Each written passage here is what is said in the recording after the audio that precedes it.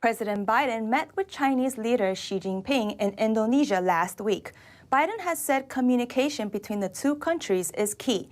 Frank Gafney, executive chairman of the Center for Security Policy, compared the talks with a historical meeting before the Second World War in Munich.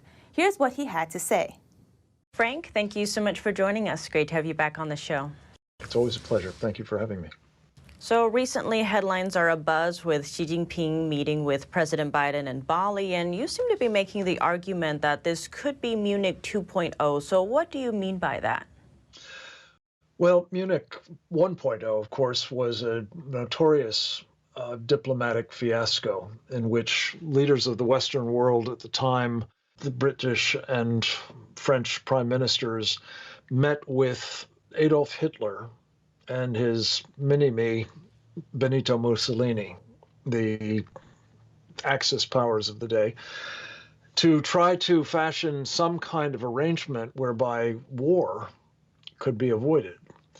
And the Western leaders came into the meeting desperate to avoid a conflict, willing to appease their potential adversaries, and deluded really into thinking they could come up with some sort of arrangement that would actually prevent the aggression that in that case the totalitarians were bent on engaging in. And I think in each of those scores, Munich 2.0, what took place in Bali between Joe Biden and Xi Jinping, the newly coronated Chinese Communist emperor, was an exercise in futility of a similar kind. I think Biden came in determined to try to avoid a conflict that Xi Jinping is determined equally, if not more, to engage in.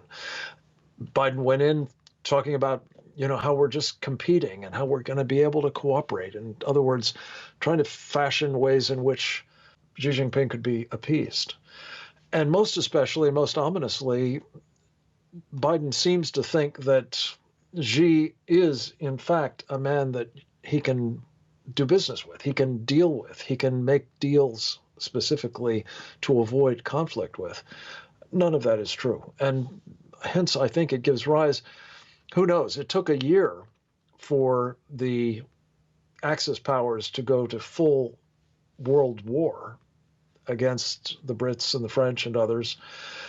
I don't think we've got that kind of time if a similar kind of response is now in the works with Xi Jinping taking the measure of Joe Biden, a man he knows, after all, quite well, and reading him as someone he can engage in aggression against with impunity. And that's my fear.